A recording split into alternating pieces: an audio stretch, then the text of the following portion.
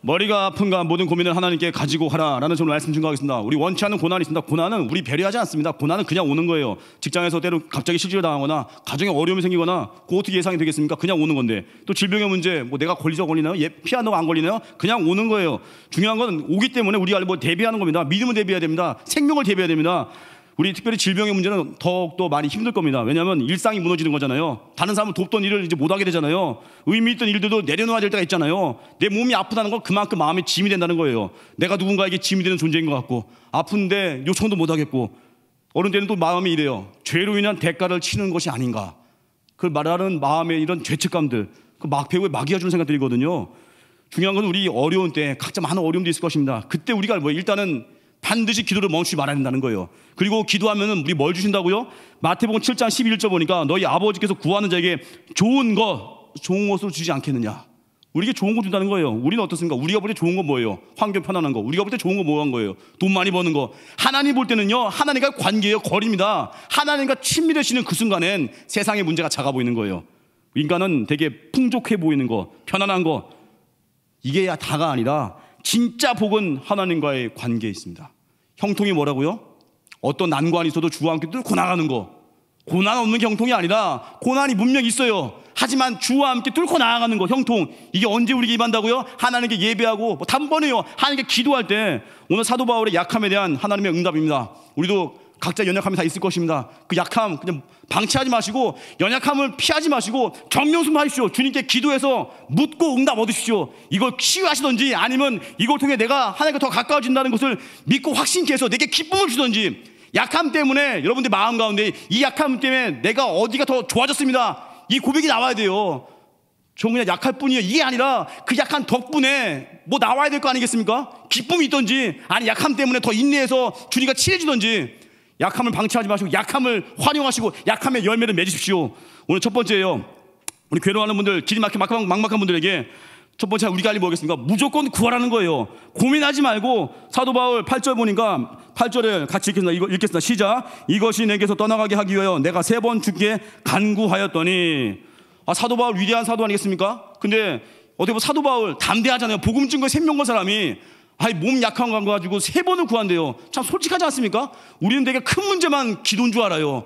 뭐 날아와, 뭐 그의 날아와, 그의. 맞습니다. 우리 때로는 우리 삶에 때로 콜록콜록 되거나 때로는 삶 가운데 뭐 옆구리가 쑤시거나 다 기도하는 거예요. 하나님은 우리 크고 작은 보는 게 아니라 우리가 주님과 관계 맺는 걸 기뻐하시는 하나님이십니다. 우리는 어떻게 해요? 모든 모습 그대로 가지고 가는 거예요. 바울이 3번 기도했죠. 작정한 거예요. 전심으로 기도한 거예요. 여러분 치유를 위해 기도하는 건요, 예수님이 친히 보여주는 모범이에요. 사도 야고보 말하는데 야고보서 5장 14, 15절 보니까 너희 중에 병든 자가 있느냐? 그는 교회의 장로들을 청할 것이요 그들은 주의 이름으로 기름을 바르며 그를 위하여 기도할지니라. 믿음의 기도는 병든 자를 구원하느니 주께서 그를 일으키시리라. 혹시 죄를 범하였으라도 사하심 받으리라. 병든 자, 여기서 장로들이라는 건 목사님들이거든요. 청하라는 거예요. 그리고 기도하라는 거예요. 우리 인생에 어려움도 있을 때는요, 구하십시오. 그거 내두지 마십시오. 그냥 구해서 하나님 그 문제 가지고 하나님께 기도할 때 반드시 그 문제에 대한 메시지를 주십니다. 머물게 하든지 낫게 하든지 우리 하나님께 다 구하십시오. 그리고 특별히 연약하신 분들 구하십시오. 우리 여호와 라파의 하나님 치료하십니다. 질병을 심한 분들 구하십시오. 그리고 어려워도요, 끝까지 기도할 때 때로는 내 질병이 기간이 길어질 때 있죠. 걱정하지 마십시오. 주님은 감당할 시험만 허락하시고 감당할 능력 주기 때문에 그 고난의 기는 근수 안에 우리 하나님 우리 주신 선물은 뭐냐? 주님과의 깊은 친밀함이에요. 세상과 나는 관계 없고 구속한 주만 볼 수 있는 그 능력, 친밀함을 주신다는 겁니다. 그래서 우리 질병이 떠나가게 하기 위해서 기도하는 건 성경적인 겁니다. 구하잖아요? 그럼 주님의 임재 안에 거하게 되고요. 구하잖아요? 임재 안에 거하면요, 내 마음이 일단 달라집니다. 문제 가지고 왔는데 어느 순간 주님이 너무 좋아서 주님과 교제가 깊어지다가 환경을 이기고요, 그리고 또 내 모습을 보게 되면서 이제는 고통 가운데 소명을 발견하는 거예요. 성경에 나오는 이야기 중에 정말 강렬한 이야기가 있습니다. 소위 이사야의 그 소명 이야기예요. 구약 선지자 중에 대표적인 인물입니다. 그 소명이 어때요? 기도 가운데, 답답한 고민 가운데 하나님께 나아갔을 때 그 임재 가운데 자기가 소명 감당합니다. 이사야 6장 1절 보니까 우시야 왕이 죽던 해에 내가 먼저 주께서 높이 들린 보좌에 앉으셨는데 그의 옷자락은 성전에 가득하였고. 우시야 왕이 죽던 해, 이 표현은요, 그때가 언제인지 알려주는 게 아니라 그때 이사야의 마음을 보여주는 거예요. 이사야의 마음 상태를 이 구절에 있습니다. 우시야에게 그 이사야는 특별한 의미가 있던 사람이에요. 유대인들 전승에 따르면요, 우시야 왕은 이사야의 사촌형이라고 합니다. 그만큼 가까운 거리예요. 신앙적으로 엄청 훌륭했고 하나님 뜻대로 나라를 다스렸던 성군이었습니다. 그 나라를 부강하게 만들었습니다. 어린 이사야에게 우시야는요 우상이고 소망이고 어떻게 보면 신앙의 모델 같은 역할이었습니다. 그런데 그렇게 좋던 우시야 왕이 너무 잘 나가다가 교만해진 거예요. 제사장만이 할 수 있는 분향을 이제 본인이 하겠다고 들어간 거예요. 하나님이 딱 첩벌이 치면서 온몸에 나병이 생겼습니다. 그로 인해서 별궁에 갇혔는데 1절에 우시야 왕이 죽던 해라는 건 별궁에 12년 동안 갇혀 있다가 죽던 해, 그때 말하는 거예요. 그의 죽음 보면서 이사야 마음이 어떻겠습니까? 멘붕이 왔겠죠. 수많은 고민과 갈등, 저렇게 나의 롤모델이 어떻게 이렇게 죽을 수가. 이 고민을 가지고 하나님께 가는 거예요.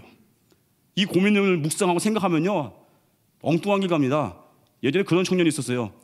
자기 어머니가 교회 권사님으로 평생 섬기셨는데 암투병하다가 돌아가시니까 이해가 안 된다고 본인이 교회를 떠나버려요. 그 어머니가 천국 가서 아주 마음이 찢어지겠죠. 아니 그 문제 가지고 하나님께 와야 되는데 우리 어머니 권사님으로 평생 충성했는데 왜 암투병하다 천국 가냐 이거예요. 그 형제 보면 답답했거든요. 그 문제 가지고 하나님께 와서 이 이사야 같이 답답한 고민을 가지고 주님께 와야 되는데 임재를 경험해야 되는데 그 문제 가지고 생각을 하기 시작해요. 그러니까 교회가 원망이 되고 하나님이 원망이 되고 우리 엄마 하다가 자기가 교회 떠나버리고 신앙 다 팔아먹고. 그게 뭐 하는 거예요? 그놈의 생각이 문제인 거예요. 그놈의 자아가 문제인 거예요.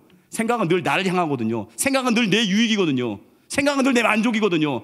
근데 모든 생각을 사로잡아서 그리스도께 복종케 하는 겁니다. 이사야가 그래서 하나님의 임재 가운데 이 고민 가지고 이사야가 왔습니다. 이사야 6장 5절 보니까 그때 내가 말하되 화루다 나여 망하게 되었도다. 나는 입술이 부정한 사람이요 나는 입술이 부정한 백성 중에 거주하면서 만군의 여호와이신 왕을 배웠음이로다 하였더라. 지금 이사야가 임재 속에 자기 갈등을 다 내려놓은 오픈한 거예요. 하나님 계십니까? 하나님 살아계십니까? 정말 신앙이 답입니까? 믿음이면 되는 겁니까? 진짜 그의 나라와 그 일을 구하면 되는 겁니까? 진짜 이렇게 그의 나라 그 일을 구하면 진짜 취업이 되는 겁니까? 진짜 나라와 일을 구했더니 진짜 결혼이 되는 겁니까? 이 복잡한 상황 가운데 나와서 임재를 구했더니 이제 어때요? 결론이 소명으로 나가게 되고요. 임재 가운데 자기의 부정한 입술을 보게 되는 거예요. 개뿔도 몰랐다 나를 보니까 이제 회개가 나오는 거예요. 인격적 교제가 이루어지니까 이제 어때요? 내가 깨지면서 내 필요가 채워지지 않아도 만족하는 거예요. 하나님만 계시면 된다는 거예요. 하나님과의 관계를 회복하는 거, 이게 진짜 응답이라는 겁니다.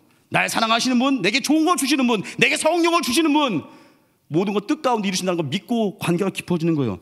진짜 기쁨은요 소유가 아닙니다. 관계예요. 관계. 하나님과 나와의 관계. 관계만 친밀해지면요 그 안에 넘치는 기쁨이 있거든요. 저 신학교 예전 다닐 때 어떤 전도사님이 생각이 나요. 그 자매님하고 데이트를 할 때 그 전도사님이 돈이 별로 없고 신학생들 다 돈 별로 없습니다. 근데 그 전도사님이 데이트하는데 물어봤어요. 자매가 자기를 너무 좋아하더래요. 데이트하는데 어떻게 했니 했더니 뭐 맛있는 거 많이 사줬니? 뭐 좋은 데 가니 했는 그것도 아니라 교회에 있는 그 봉고차 안에서 김밥하고 컵라면 사다가 그거 같이 먹는데 그렇게 좋아하더래요. 자매가 그렇게 좋아하고 공감을 안 하시는데 지금 하기 싫다 이거죠?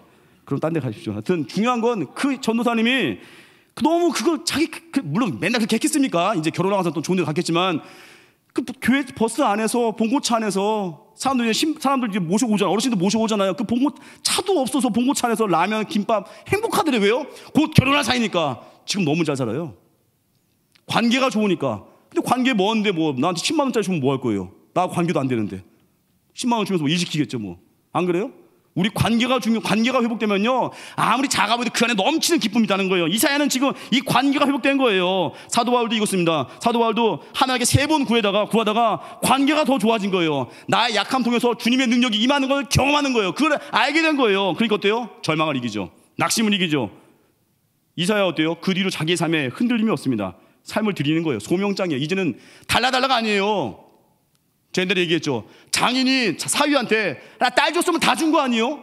근데 이놈이 제가 사위인데 딸 주신 장인한테 뭐 좀 더 없어요? 그 미친놈이죠. 제가 뭘 더 달라고 뭐를 딸 줬는데 우리에게 예수님 주셨잖아요. 다 준 거 아니에요? 십자가 지심으로 이 죄인된 우리를 지옥에서 죽어 나자빠져야 될 우리들을 십자가 지심에서 건졌는데 뭘 더 우리가 구하겠습니까?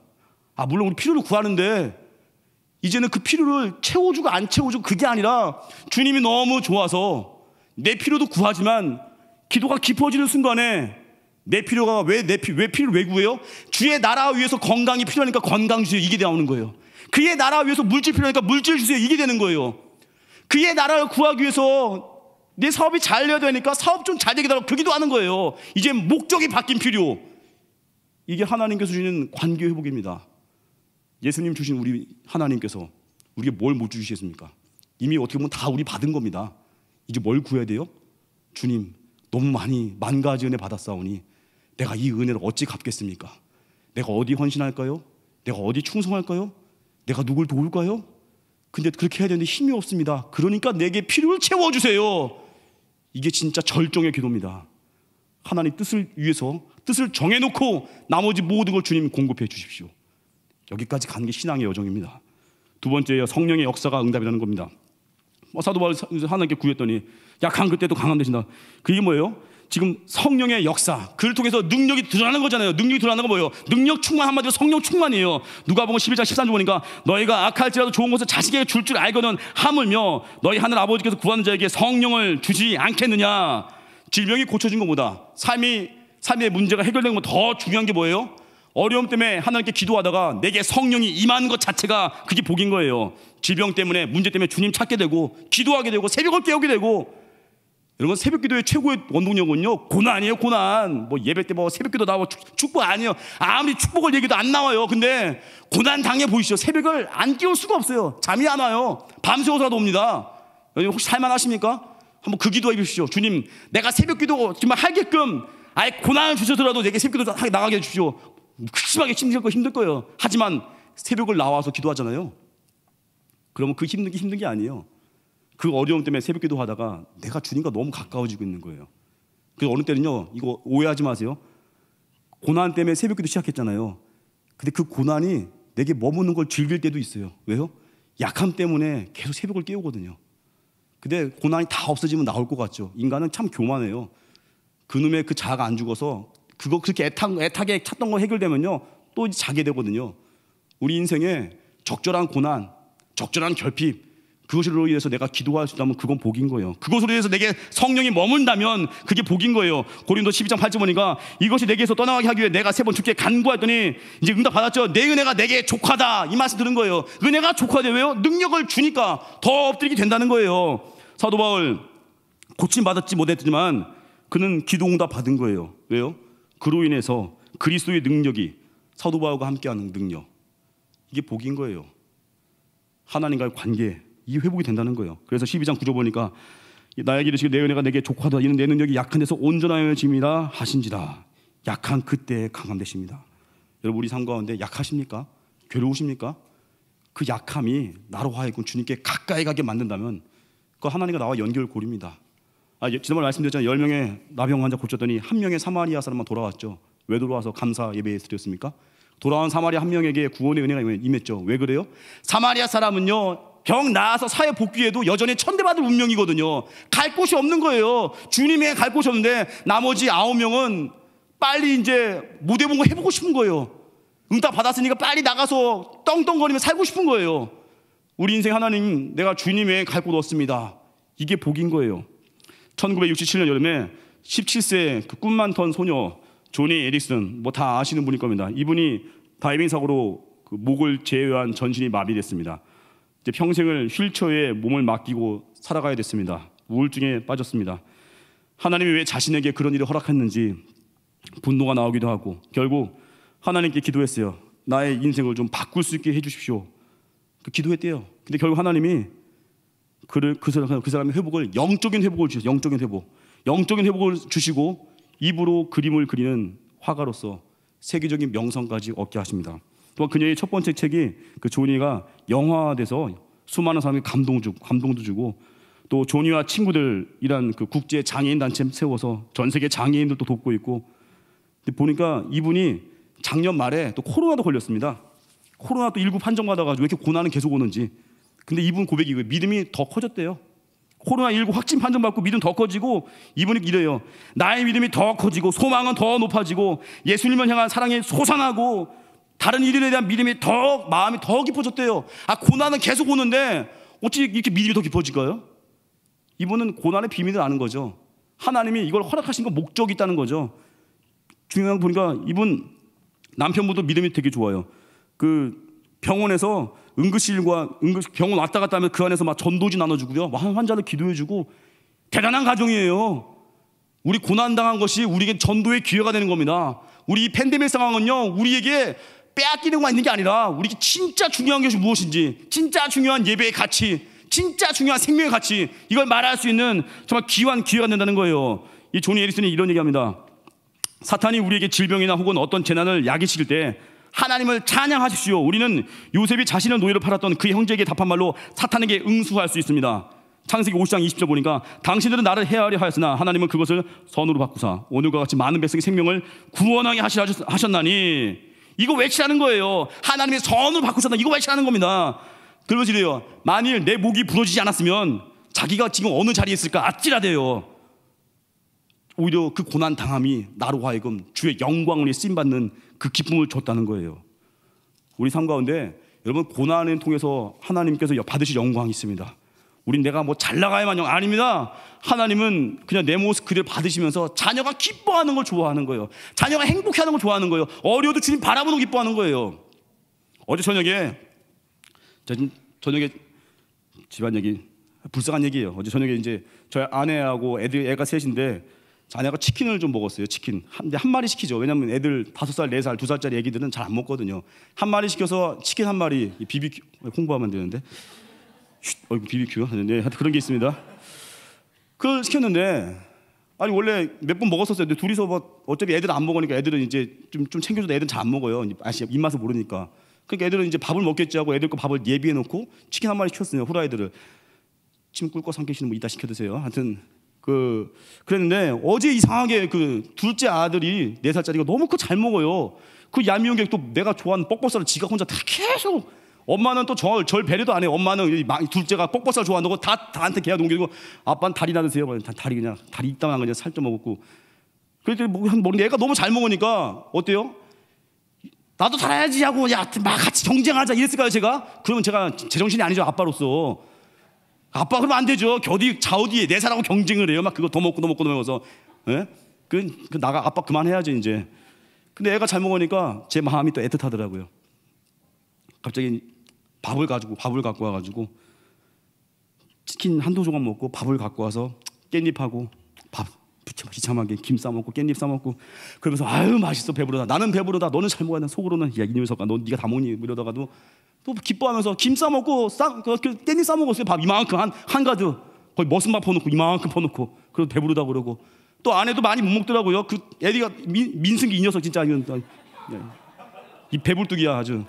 너무 많이 먹으니까 저 아내도 밥 퍼다가 그거 먹고 있고. 그런데 너무 조금 행복했어요. 그래 진짜 행복했는데 애가 먹는 거 보니까, 자녀가 기뻐하니까 이게 부모 마음을 이제 제가 조금 알았어요. 그래서 제가 옛날 생각이 났습니다. 저희 어머니가 진짜 G.O.D 노래 중에 어머니는 짜장면이 싫다고 하셨다, 기억나십니까?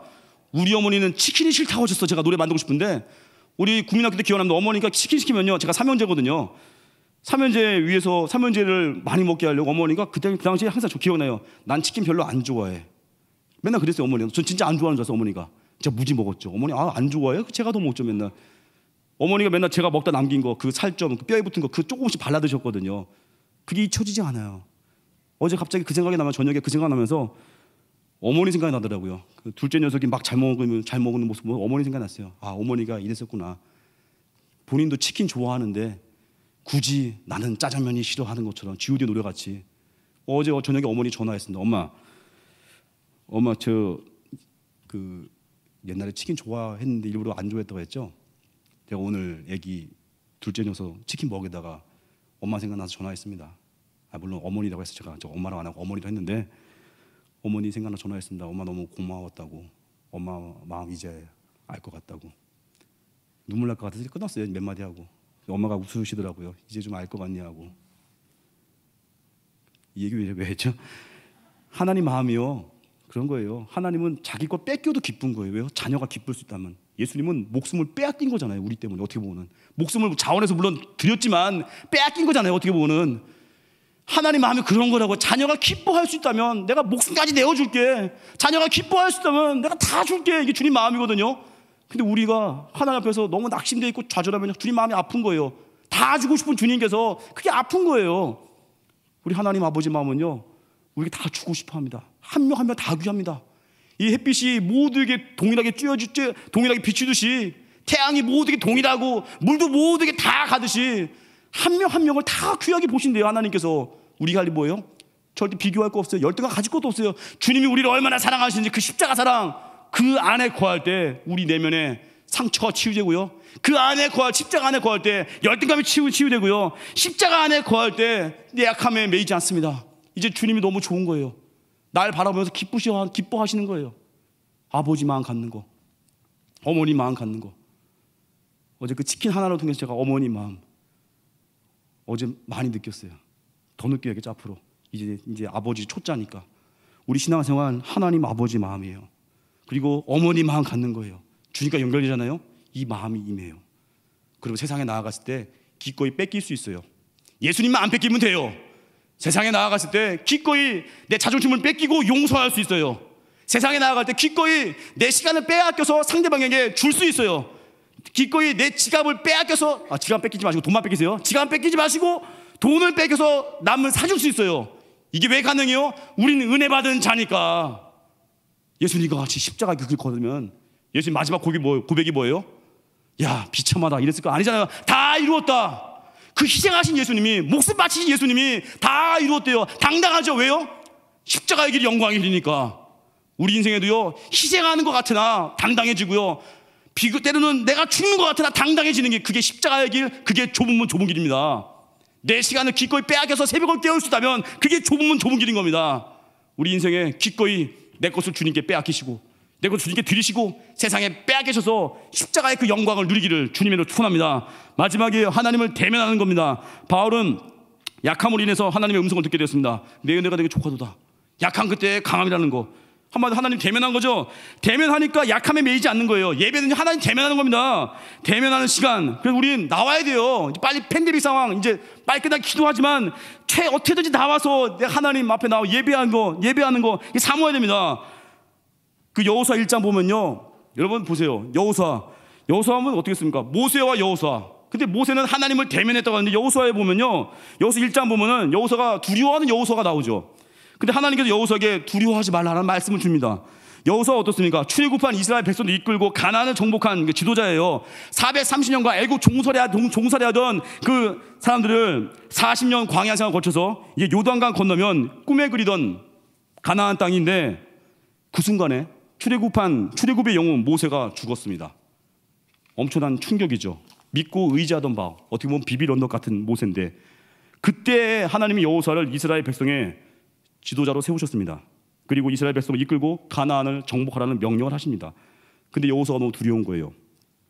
가나안 족속 때문에 두려운 게 아니라, 지금 보세요. 여호수아가 40년 전에 12 정탐꾼 중에서 그 중에 한 사람으로 가나안 땅 정탐했죠. 그때 어땠어요? 하나님께서 그 땅을 우리에게 주셨으니 당장 진격해 들어가자 외쳤던 그 담대한 용사가, 가나안 족속과 싸워 이길 수 있다는 확신을 가졌던 용사가 이제 와서 왜 두려워하냐 이거예요. 이제 와서 모세 죽었다고. 지금 모세가 죽은 거지 하나님이 죽은 게 아니잖아요. 지금 한마디로 여호수아의 민낯을 보는 거예요. 여호수아 1장은요 여호수아의 민낯을 보는 겁니다. 그렇게 믿고 의지하던 모세가 죽으니까 이렇게 여호수아가 흔들흔들하는 거. 이게 뭐예요? 여호수아 1장 1절 보니까 모세를 주님의 종으로 표현합니다. 신명기 34장 10절 보니까 그 후에는 이스라엘에 모세와 같은 선지자가 일어나지 못하였느니 모세는 여호와께서 대면하여 아시던 자요. 반면에 여호수아는 어때요? 모세를 보조하던 여호수아라고 나오죠. 한마디로 여호수아는 하나님을 대면하고 하나님과 동행하던 모세를 그냥 보조했을 뿐이에요. 그리고 모세의 후광을 입은 것 뿐이에요.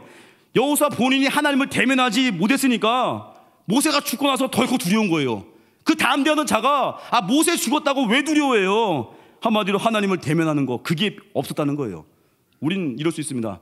내가 훌륭한 목사님의 설교 들으면 내가 훌륭한 성도인 줄 알아요. 착각하지 마십시오.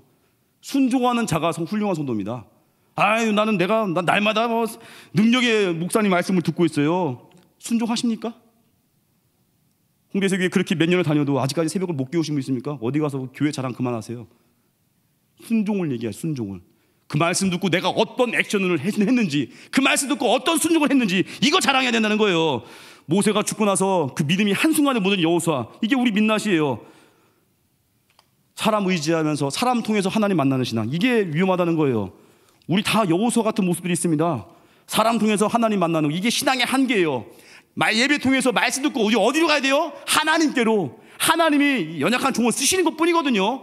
그럼 하나님께 가야 되는데 자꾸 사람이 보이는 거예요. 누가 설교 어떻다느니. 하나님 바라봐야 되는 하나님. 우리 어떻습니까? 여호수아 같은 모습.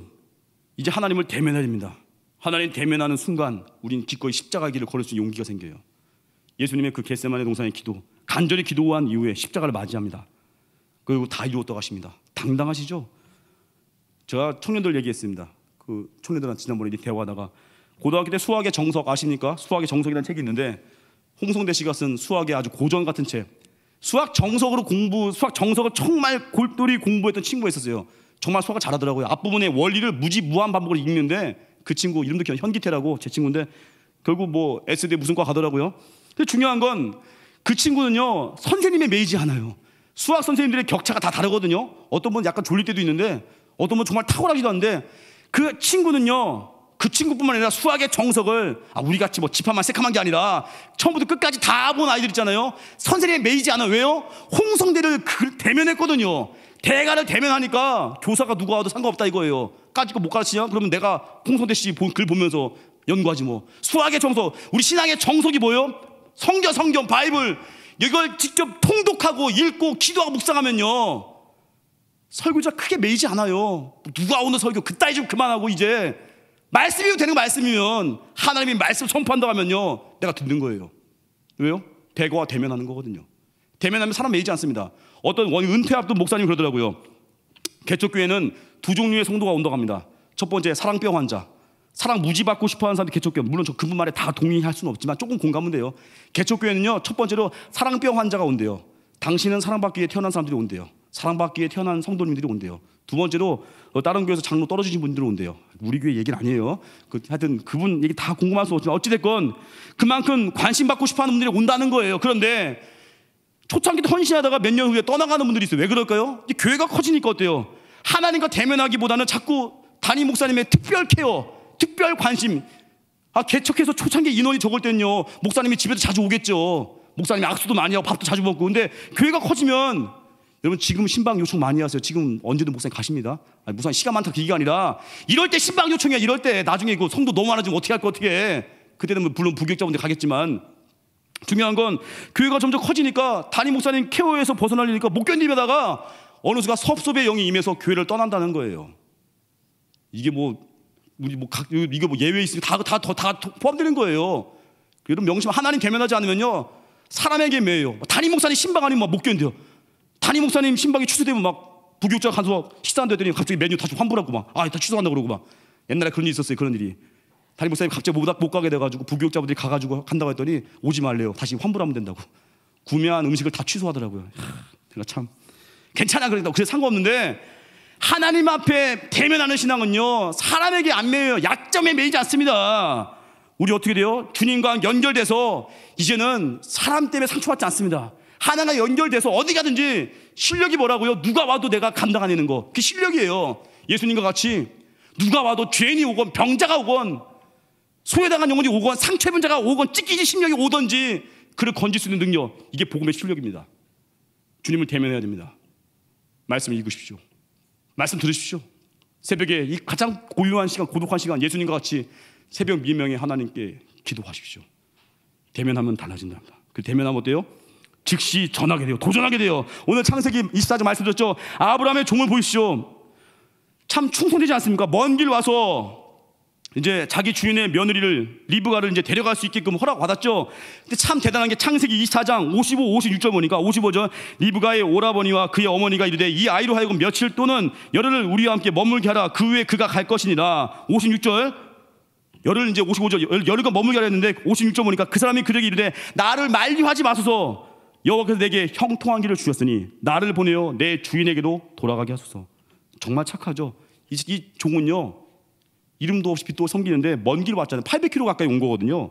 당시 따지면 열흘 가까이 고생해서 온 겁니다.